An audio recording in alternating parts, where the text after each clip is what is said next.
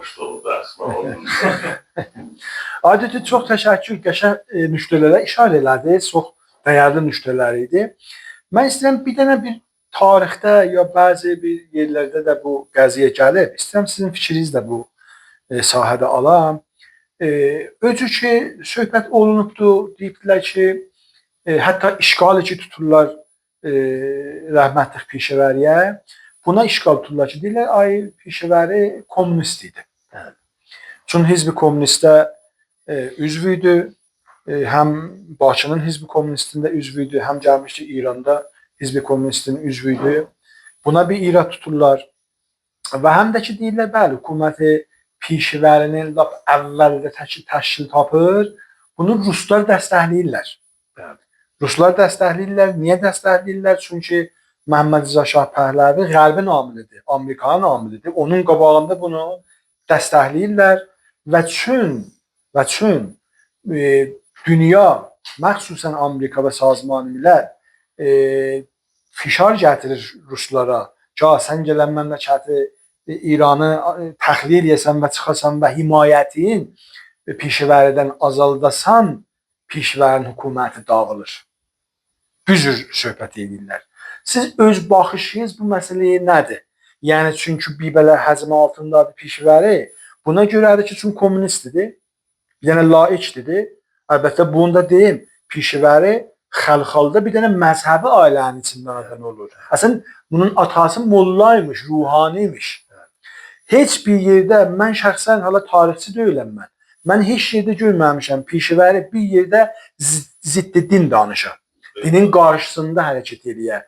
Necə Rza Şah gəldi, Türkün dilini məmnuniyyət qoydu, qadağa qoydu. Mən görməmişəm Pişəvəri gələ deyə, biz dinə qadağa qoyuruq, biz məscidlərin qapısını bağlayırıq. Şayət əzlahazı siyasi və hökumətdarı buna mütəqidir ki, dinlə siyasət gələ ayrılar. Amma əməldə heç vaxt gəlib dinin qarşısında durmuyor. Bu bohtanları buna vururlar ki, Ayinəzəri demişkən ki, bunun o istəklərinin qabağını alsınlar və xalqın içində bunu gözdən salsınlar. Siz öz baxışınız bu iki məsələyə ki, bu kommunistdir və Ruslar buna himayət edirlər və sonra dünyanın fişarının altında Ruslar İrandan çıxırlar və himayələrini bundan kəsirlər və bu Pişəvəri dövləti sabit olur və aradan gedir. Lütfən bu mövzuya da bir işarə buyurasınız. Əvvələn bu ki, Pişəvəri ziddi dindəldir. Necə deyildi, biz demokrasi, azadlıq istəyirik və azadlıq mənası budur ki, hər bir nəfər ki yaşayır bu ölkədə, bu dini də azaddır, fikri də azaddır, əndişəsi də azaddır və o heç vaxt o işi görməmişdi. Yəni bir nöqtə ki, ola deyələr, məsələn, bu filan məscidləri bağlatdırdı, Şeyxülislamları məhdudiyyətdə qoydu, ya tutdu, zindana saldı, ya fəaliyyətlərinin qabağını aldı. Xeyr, elə bir şey yoxdur. Pişəvəri dəfələrlə də deyib və tamam şəhərlərdə məscidlər açıq, Şeyxülislam, Höccətülislam, bunlar hamısı iş başındaydı, öz işlərindəydi, gözəl din təbliğatı gedirdi və heç olmuyubdu ki, məsələn, birini əziyyət eləyələr ya incidələr ki, bəli, sən məzhəbisən. Görsənməyibdi. Bir də ayrı bir töhmət var idi, həm Tehran tərəfindən, Tehran hökumətin tərəfindən, həm də ki, o hökumətin əlaltılarının təvəssütü ilə biraz da odun qoydular, ot qoydular, qızışdırırdılar ki, bəli, bunlar elə fəqət istəyirlər Azərbaycana ayırsınlar bu məmləkətdən və ayrı bir nəzərlər yoxdur, hər nə desələr yalandır filan bu sözlərdən.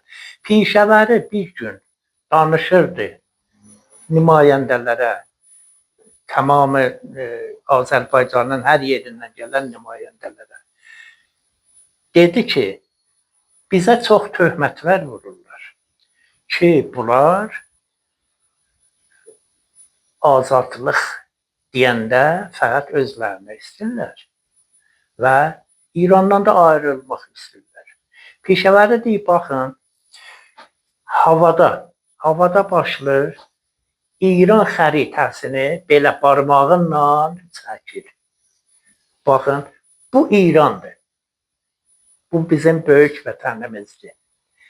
Biz də bu vətəndən bir qismətik. Biz azadlığı, xoşbəxtliyi, belə sərfəraz yaşamağı tamamı İranda yaşayan xalqlara bir-bir, nəfər bə nəfər onlara istəyirik. Biz tək özümüz üçün istəmirik. Hətta biz ayrılmaq da istəmirik. Biz bu vətəndəyik. Bu vətənin xəritəsinin içində yaşayırıq. Bu pərçəmin altındayıq və heç vaxt da ayrılmaq fikrində deyilik.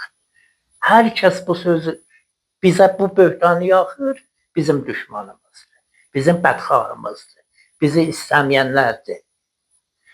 Bu sözüyle bir dəfə qurtarır. Öz qəti və son hədəfini də orada xülasə var bir əlinin hərəkətinlə nişan verir. Belə. Aydın, ben bu məsələni də işarə edeyim. Siz bu ünvanı bir dənə tədqiqatçı və tarixçi. Yəqin ki, bu tədqiqlərinizdə buna yetirmişsiniz ki, biz oxumuşuq tarix vərəqlərinin içində ki, Pişəvərinin zamanı ki, şah qoşunu gəlir, Təbrizə alır, orada qırır. Ki, bir ibarətdə deyirlər 10 min nəfər, biri deyir 20 min nəfər, 25 min nəfər. Siz bu tədqiqatda hansı nəticəyə yetiribsiniz ki, həqiqətən nə qədər demokratçılardan ya bunlara bağlı olanların ailəsi, özləri, dostlar, tanışlar nə qədər bu faciədə, bu məsələdə şahın tərəfindən bunlar öldürülüblər? Bəli. Ya bir xatirəniz vardı o lap belə babalardan, qədim adamlardan ki, o dövrü görərlər və dərk edirlər onları və tərifləyirlər ki, bu şahçı gəlir qoşunu Təbrizə nə cəb yaranır orada, nə təri qırırlar. Biz oxumuşuq, asırlar, günlər, həftələr bu cənazələr qalırlar ağacların üstündə millətə bir baskı vermək üçün, milləti qorxutmaq üçün ki, öz aləmlərində millət ibrət alsın filan filan.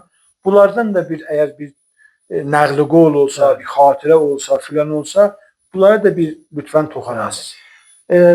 Baxın, onlar ki, o zaman gözlərindən görüblər və hətta onlar ki, o vaxtdan zindandaydılar, ta bu İslam inqilabı başladı, orada o vaxt çıxdılar zindandan. Çoxları var idi.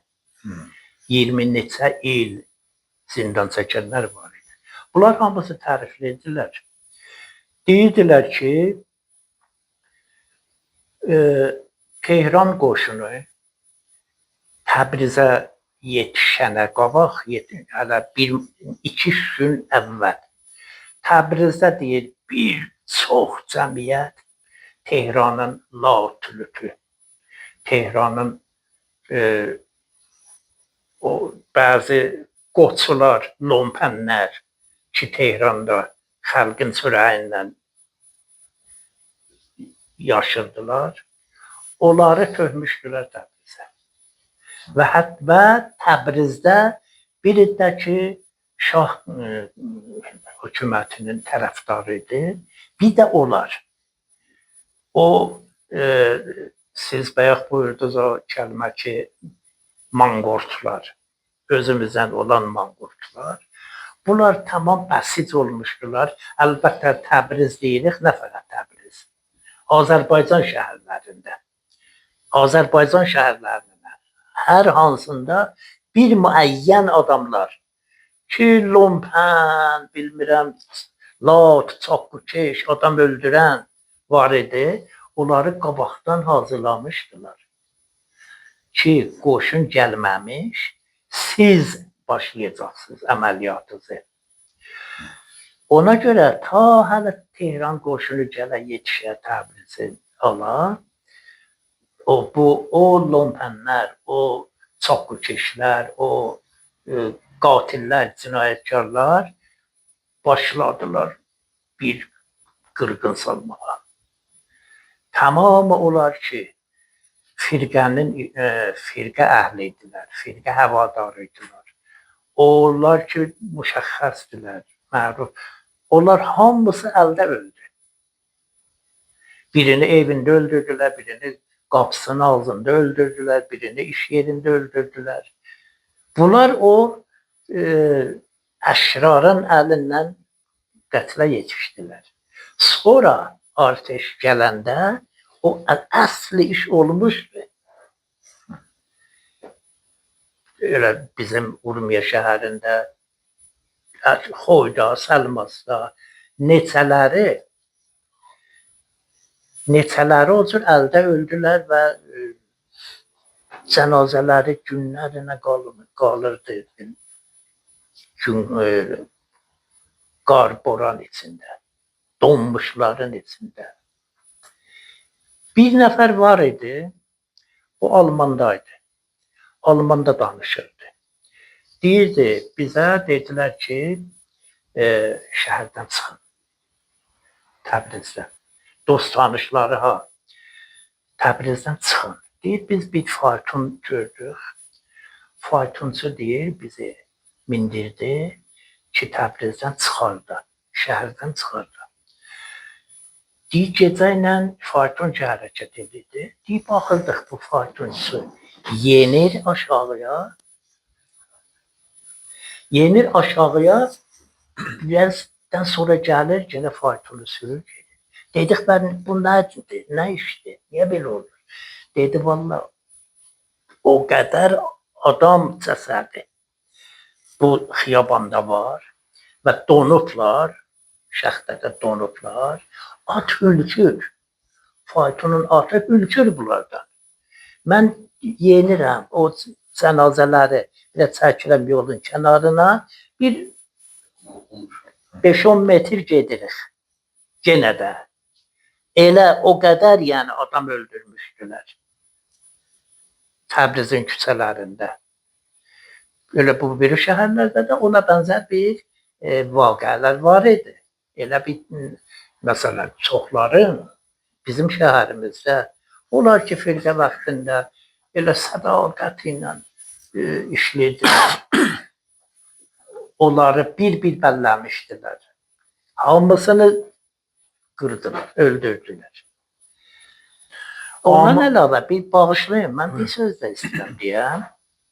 Bunların sözündə əgər bir az həqiqət olsa ki, yoxdur, bəs nə oldu ki, buradan gedənlər hələ onlar ki, zoruna getmişdilər. Rus adamların əlindən icbarən getmişdilər. Arazi geçmişlər ortaya.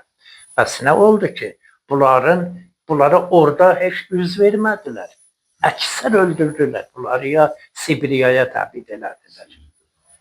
Əgər yoldaş idilər, əgər himayətçi idilər, bəs gələk orada bunları bəsləyərdilər, gözləyərdilər, himayət eləyərdilər.